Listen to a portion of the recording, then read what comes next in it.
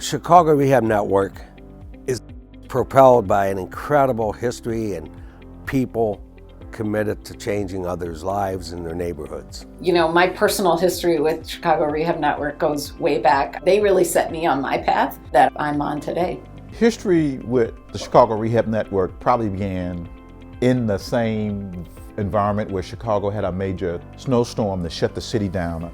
And they used well over $30 million of community development dollars, the very money and the only money to help low-income neighborhoods, to pay people to pretend that they were shoveling snow.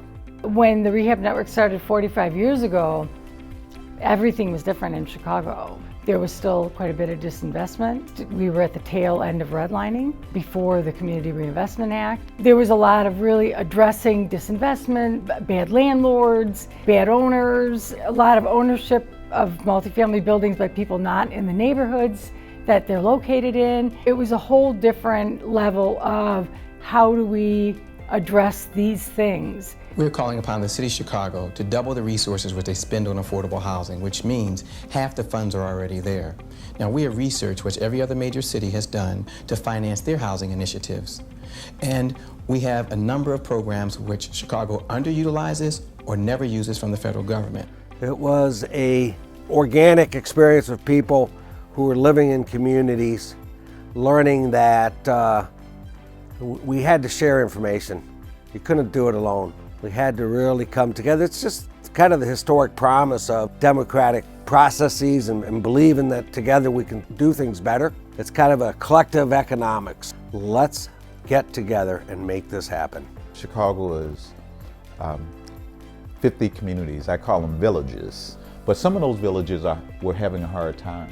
Those lakefront communities, Bickerdike, Woodlawn, Inglewood, and those were communities that were just being ravished, and the view was that the city was not attentive, and they weren't. And so the Chicago Rehab Network really stepped in the void of focusing on advocating policy to improve housing and community development in our community, as well as a more transparent process. A campaign that CRN was one of a good number of organizations that worked on was the inclusionary zoning or inclusionary housing. And in Chicago, that years of that work resulted in the Affordable Requirements Ordinance. And it was adopted by the City of Chicago after 7 years of an organizing campaign by CRN, by the Balanced Development Coalition, by the Metropolitan Tenants Organization, and a variety of organizations to get inclusionary zoning in the City of Chicago. A fundamental ingredient to neighborhood development is leadership. And we need that leadership coming out of community so that there's some accountability and work with other. The Chicago Rehab Network is so incredibly valuable to the affordable housing ecosystem in Illinois in so many ways that I actually don't know where to start. They are unapologetically champions for community development corporations that are place-based. And for years, they have been providing training to the staffs of those community development corporations through their Marquee Empowerment Series program, which essentially has fed the housing capacity to communities at the very grassroots level. There are these initiatives out here specifically to build capacity. There's some money out there, and this is a time to take advantage of that to kind of help grow people's capacity. The Chicago Rehab Network has been a treasure trove of data for the entire affordable housing ecosystem for the provision of additional resources from the government, foundations, the private sector, data that allows community development corporations and other housing developers to improve the strategies for production and preservation of affordable housing.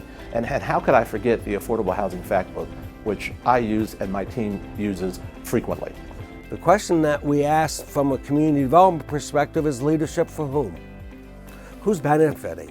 And what we've known and what we see is it's very clear the white community has benefited significantly and extremely because of housing policies.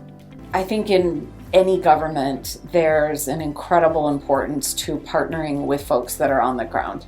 with partners like Chicago Rehab Network.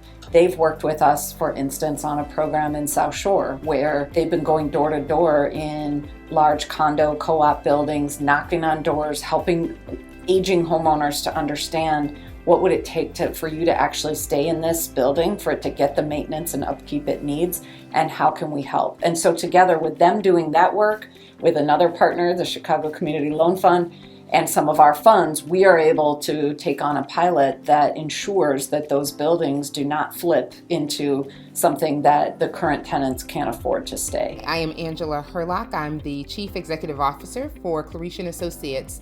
We are a CDC, a Community Development Corporation, on the far southeast side of Chicago, bordering Indiana.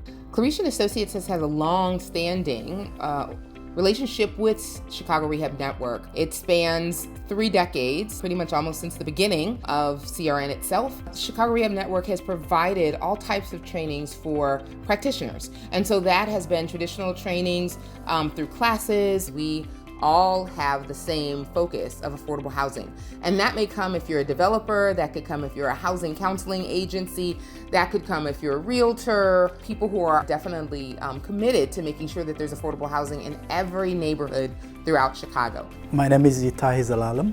I'm co-director of the Natalie P. Voorhees Center for Neighborhood and Community Improvement. I became associated with the Chicago Rehab Network, I think, in the early 90s as a member organization, participated in their meetings, served on their board. Housing is the center of people's lives, their shelter, where they live. It defines them, it is their identity. What we are trying to do, those of us in the social justice, economic development, community development arena, is to help everyone appreciate that we are all connected through a chain, and a chain is only as strong as its weakest link. We all have to work to make that link stronger so that our chain is unbreakable and our region continues to thrive. Affordable housing is a right. It's about systems, trying to get those systems right. We're still struggling to get these right. Our housing system's got a long way to go. We need a cross-sectorial approach to get this done and to get it so that the city is thriving and there's an opportunity for people of any income. The income inequality has been devastating, and it's just been made so much more apparent through the COVID-19 and the ravages of race and challenges of how we've allowed ourselves to be divided. It's just really time that we're about repairing that. As we announced CRN at 45, it's a launch of what's possible. New beginnings, new relationships. Happy anniversary to affordable housing. Happy anniversary to development without displacement, which is something that Chicago Rehab Network monikered.